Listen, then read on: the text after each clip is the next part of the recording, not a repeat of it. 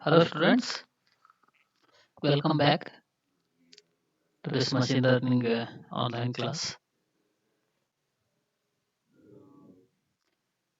So in the previous class I discussed about Bayes theorem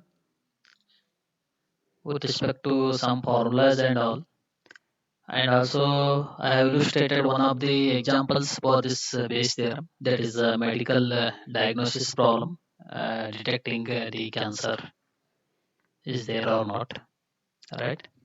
I hope the concept was clear. So in today's class that I am going to discuss Bayes theorem and concept learning. Here, what is the relationship between Bayes theorem and the problem of concept learning? Since the Bayes theorem provides a principled way to calculate the posterior probability of each hypothesis given the training data, so we can use it as the basis for a straightforward learning algorithm that calculates the probability for each possible hypothesis, then outputs the most probable one. So this section it will consider such that a brute force Bayesian concept learning algorithm then comprises it to a concept learning algorithm, which we have studied in one of the previous chapter. So as we will see, one interesting result of this comparison is that under certain conditions, the several algorithms discussed about the output, that is the same hypothesis as this brute force Bayesian algorithm. So, in spite of this, the fact that they do not explicitly manipulate the probabilities and that they considerably more efficient. So, this is what I know with respect to the Bayes theorem and the concept learning. That is the relationship between the Bayes theorem and the concept learning. So, next concept is brute force based concept learning. Now, consider the concept learning problem, which was introduced in one of the previous chapter. So, in particular, assume that the learner considers some finite hypothesis space H, which is defined over the instance space X. So, in which the task is to learn some target concept, that is C of x tends to 0 comma 1. So, that we know already, that is C colon x which tends to 0 or 1. So, of course, as usual, we assume that the learner is given some sequence of training examples, which is the pair of x comma d, that is the sequence of training examples like x1 comma d1, x2 comma d2, x3 comma d3 up to xm comma dm, where as we know xi is some instance from capital X and di is the target value of xi, which is nothing but di is equal to c of xi, means the target value which is in terms of the function of the some instance. To simplify our discussion, we assume that the sequence of instances, that is x1 comma x2 comma x3 up to xm, which is held fixed, and we are assuming that these instances are fixed, right? So that the training data capital D can be written simply as the sequence of target values, which is given as d1 comma d2 comma dn d3 comma d4 up to dm. So this sequence or this set of sequences of the target values we can represent it as capital D. So capital D is nothing but the sequence of target values. So here you can see capital D. So this capital D is nothing but the sequence of target values. So it can be shown that this simplification does not alter the main conclusions of our discussion. So now we can design a straightforward concept learning algorithm to output the maximum posterior hypothesis based on the Bayes theorem, which is as below you can see, that is a brute force map learning algorithm. Here you can see two important steps with respect to this brute force map learning algorithm. First one, for each hypothesis, a small h in the capital H. Small h is nothing but a hypothesis, and capital capital H is the hypothesis space, right?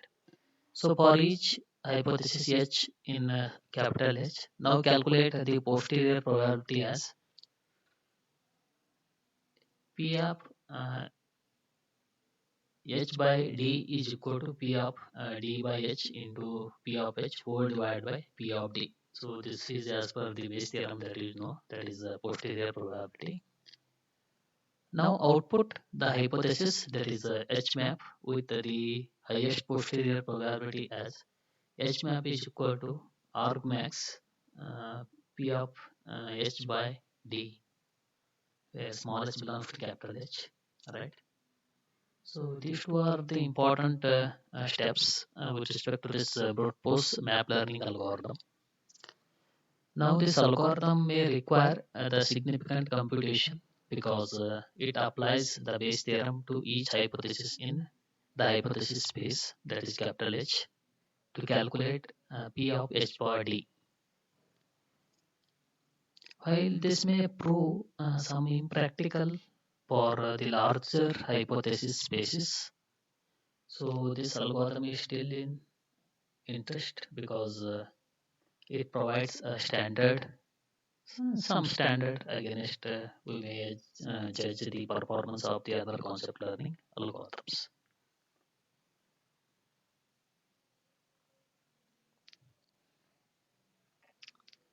Now, in order to specify a learning problem for the brute force map learning algorithm, we must specify what values are to be used for P of H and for P of D bar H. Here, P of D will be determined once we choose the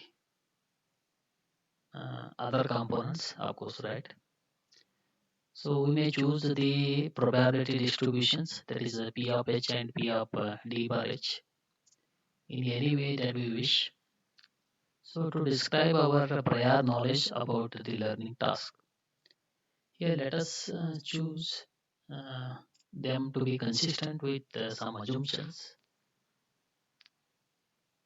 So let us choose P of H and for P of D bar H to be consistent with the following assumptions. So the first assumption is that the training data capital D is noise free, which is nothing but di is equal to C of xi. We are assuming that the training data D is noise free. So second assumption, the target concept small c is contained in the hypothesis space capital H, right? Third assumption is we have no priori reason to believe that any hypothesis is more probable, that is more probable than any other hypothesis, right?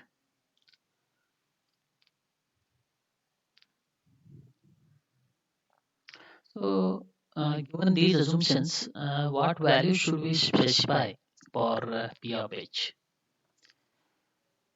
So, given no prior knowledge that one hypothesis is more likely than the other hypothesis, and it is reasonable to assign the same prior probability to the every hypothesis small h in capital H.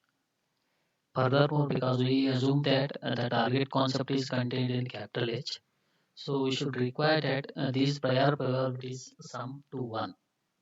So together these constraints which will imply that we should choose uh, P of H is equal to 1 divided by mod of H for all small h belongs to capital H. Small h is the hypothesis, whereas capital H is the hypothesis space. So what choice shall we make for P of D bar H? Here, P of D bar H is the probability of observing the target values, that is capital D. Capital D is given as, that is the set of target values D1, D2, up to Dm for the big set of instances x1, x2, x3 up to xm. given a world in which the hypothesis small h it holds. Since we assume the noise-free training data as per our assumption, so since we assume the noise-free training data, so the probability of observing classification di given h is just 1 because we are assuming that noise-free training data. That's why it is 1. So if di is equal to h of xi and 0, means if di is not equal to h of xi, then it is 0. Otherwise it is 1. Means if di is equal to h of xi, then it is 1. That is the probability of observing the classification is 1 if di is equal to h of xi. Otherwise, the probability of observing the classification is 0. Means if di is not equal to h of xi, then the probability is 0. So that is clearly represented here. P of d bar h is equal to 1 if di is equal to h of xi for all di belongs to capital D. Otherwise, it is 0. Means if di is not equal to h of xi, then it is 0. In other words, the probability of data D given the hypothesis H is 1 if capital D is consistent with H. Otherwise, it is 0.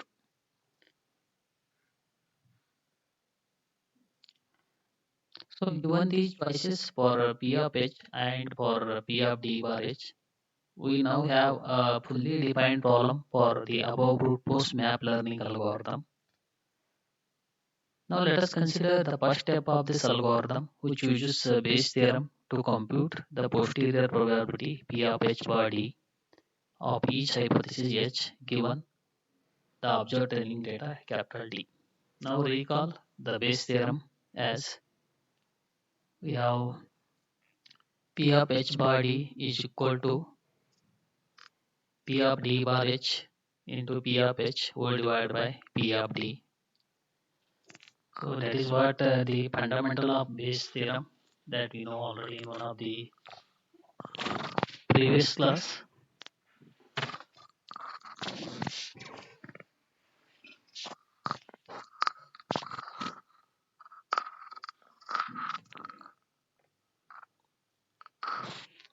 So in one of the previous class,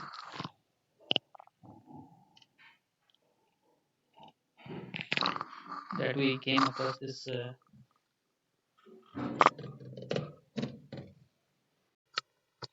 formula for Bayes theorem. So that we are just recalling here. P of H bar D is equal to P of D bar H into P of H whole divided by P of D. That is what the basic Bayes theorem here. So first consider the case where small h is consistent with the training data capital D. Of course, the previous equation it defines P of D bar H to be 0 when H is inconsistent with D. So this we have seen in the previous slide. So if there is no consistency here, then the probability value is 0, right? So if H is inconsistent with capital D, then P of D bar H is 0. So with respect to that, we have P of H bar D is equal to 0 into P of H divided by P of D.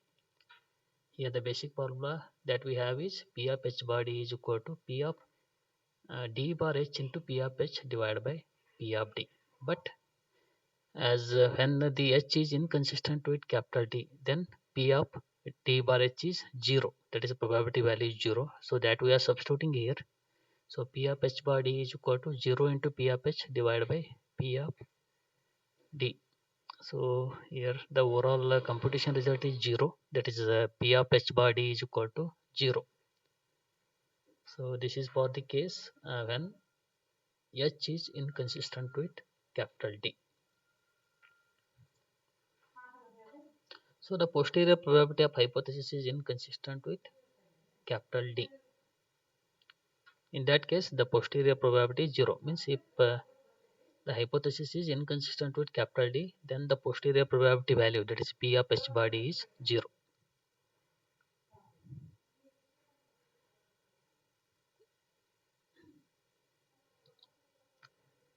Now to summarize the Bayes theorem, which implies that the posterior probability, that is P of h bar d, under our assumption P of h and P of d bar h is P of h bar d is equal to 1 divided by Vs h comma d if h is consistent with capital D, otherwise it is 0.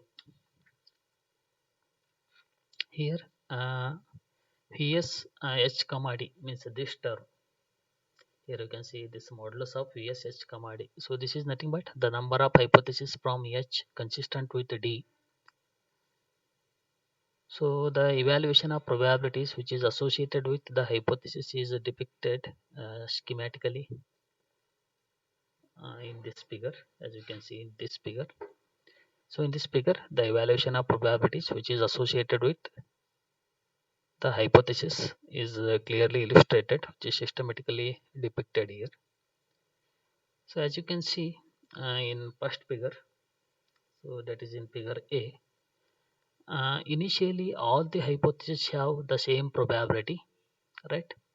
So as the training data accumulates, that is with respect to this and this B and C. So as the training data accumulates, then the posterior probability for the inconsistent hypothesis becomes 0, while the total probability, which is summing to 1, that is shared equally among the remaining consistent hypothesis. That is what an observation here.